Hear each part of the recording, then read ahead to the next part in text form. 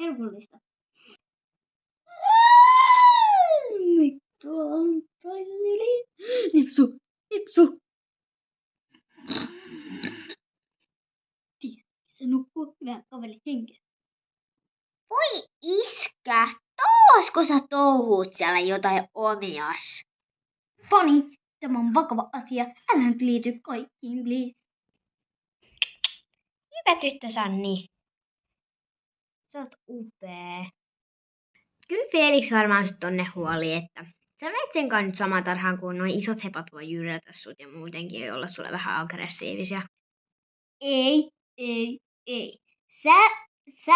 Toi on sun viimeinen virhe. Sä et Aino voi laittaa. Se ei ole sallittu koko maailmassa, että sä laitat Sannin mun kanssa saman tai mikä oli.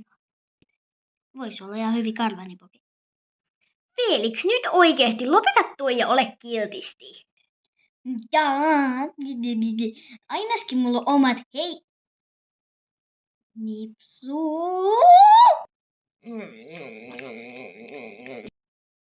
Niin, mitä? Oliko sulle jotain asiaa mulle? No ei enää. Tuuppas nyt. No ei toi nyt kauhean iso. Kyllä se on ihan samankokoinen kuin mä jäbänä. Oot sä ihan varma? Mä oon aika paljon isompi. No, sä oot tyttönen. Älä koske muuhun mitään bakteereja tai miten, jos tuolla koronakin. Lola. Älä sinne lollittele. Vielä mun lapsi Fani leikkii joskus noilla lollileluilla. Se on ihan faktaa, että ne on olemassa. Siis OMG, minne maatilalle mut on tuotu?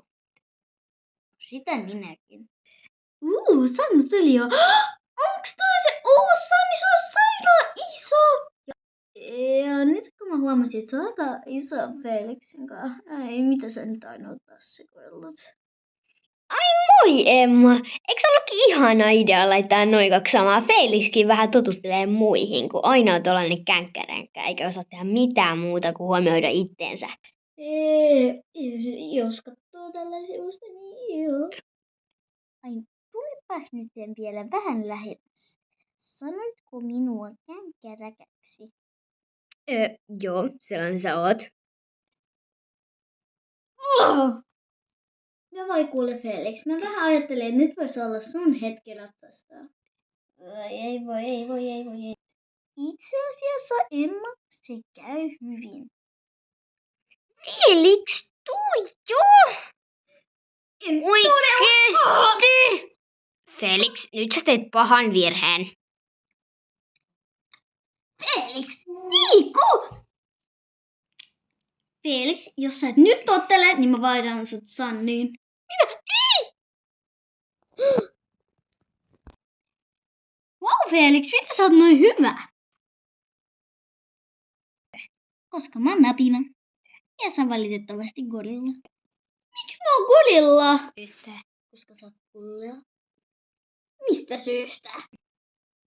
No, ei kannattaisikaan kato niin usein Ainun kanssa, eli sen kakaisen kanssa tuolla Hesburgerissa, niin ihan on vaan vika. Ja miksi sulla on muuten noin iso lyhti? Felix, ei sun asialla ikinä mitään järkeä. No voi kyllä on. Mikä toi oli? Yksi British Lego. En muista sen nimeä, mutta se mursi käden mun takia. Eikö se ole hienoa? Oi Felix, mä todellakin otan sun traipaa.